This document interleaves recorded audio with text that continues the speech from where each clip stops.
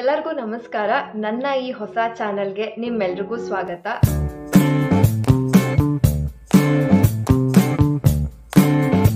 ತುಂಬಾ ದಿವಸದಿಂದ YouTube videos ಮಾಡಬೇಕು ಅಂತ ಅನ್ಕೊಂತಾ ಇದ್ದೆ, ಆದರೆ ಆಗಿರಲಿಲ್ಲ. ಇವತ್ತು ವರಮಹಾಲಕ್ಷ್ಮಿ ಹಬ್ಬ ಆಗಿದ್ರಿಂದ ಇವತ್ತಿಂದ ಶುರು ಮಾಡೋಣ ಅಂತ ಅನ್ಕೊಂಡೆ. ಮೊದಲನೇದಾಗಿ ನಿಮ್ಮೆಲ್ರಿಗೂ ವರಮಹಾಲಕ್ಷ್ಮಿ ಹಬ್ಬದ ಶುಭಾಶಯಗಳು. ಹಾಗೂ ಈ ವರ್ಷ ನಮ್ಮ ಮನೇಲಿ ಹೇಗೆ ಚಿಕ್ಕದಾಗಿ ಚೊಕ್ಕವಾಗಿ ನಾವು ವರಮಹಾಲಕ್ಷ್ಮಿ ಹಬ್ಬನ ಆಚರಿಸಿದ್ವಿ ಅಂತ ನಿಮ್ಮೆಲ್ರಿಗೂ ಈ ವಿಡಿಯೋದಲ್ಲಿ ತೋರಿಸ್ತೀನಿ. ಅದಕ್ಕಿಂತ ಮುಂಚೆ ನನ್ನ ಬಗ್ಗೆ ಚಿಕ್ಕದಾಗಿ ಪರಿಚಯ ಮಾಡ್ಕೊಳ್ತೀನಿ. ನನ್ನ ಹೆಸರು ದೀಕ್ಷಾ ಅಂತ. ನಾನು ಮೂಲತಃ ಕೊಡಗಿನ ಹುಡುಗಿ. ನಾನು ಓದಿದ್ದು ಬೆಳೆದಿದ್ದು ಎಲ್ಲ ಮೈಸೂರಲ್ಲಿ. ನನ್ನ ಹಸ್ಬೆಂಡ್ ಹೆಸರು ಆಶಿಷ್ ಅಂತ. ನಾವು ಈಗಿರೋದು ಜರ್ಮನಿಯಲ್ಲಿ.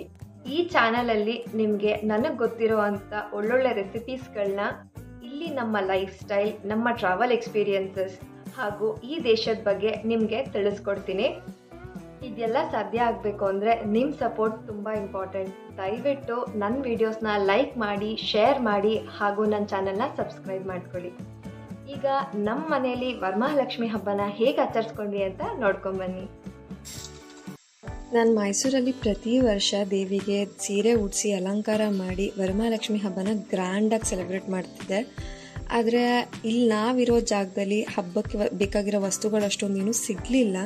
ಆದರೆ ಏನೇನು ಸಿಕ್ತೋ ಅಷ್ಟರಲ್ಲಿ ಹಬ್ಬನ ಚೆನ್ನಾಗಿ ಆಚರಿಸಿದ್ವಿ. ನಾನು ಇಲ್ಲಿ ಹಿಂದಿನ ದಿನ ರಾತ್ರಿನೇ ಬ್ಲೌಸ್ ಪೀಸಿಂದ ಸಿಂಪಲ್ಲಾಗಿ ದೇವಿಗೆ ಅಲಂಕಾರ ಮಾಡ್ಕೊಂಡಿಟ್ಟಿದ್ದೆ.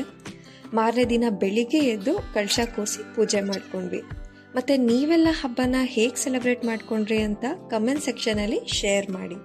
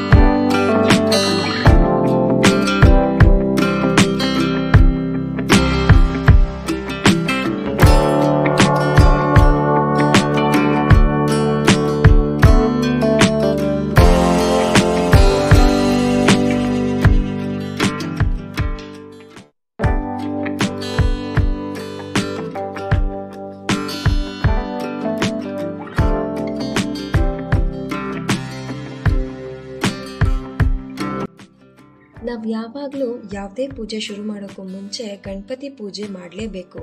ಹಾಗೆ ನಾವಿಲ್ಲಿ ಗಣೇಶನ ಪೂಜೆ ಮಾಡ್ಕೊಂಡ್ವಿ.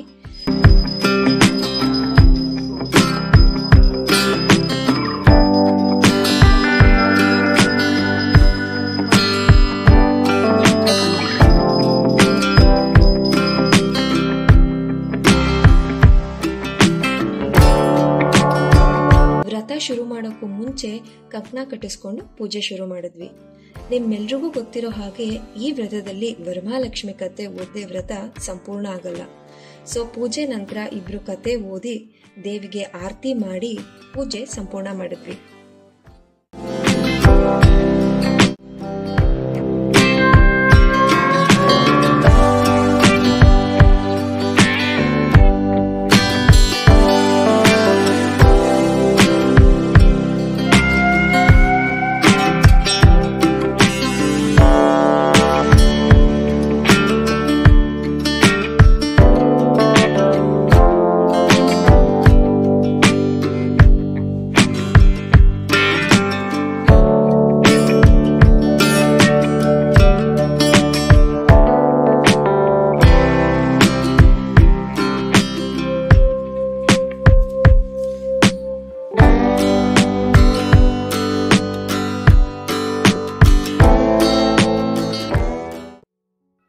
ನೋಡಿದ್ರಲ್ಲ ನಮ್ಮ ಮನೇಲಿ ನಾವು ಹೇಗೆ ಸಿಂಪಲ್ ಆಗಿ ವರಮಹಾಲಕ್ಷ್ಮಿ ಹಬ್ಬನ ಆಚರಿಸ್ಕೊಂಡ್ವಿ ಅಂತ.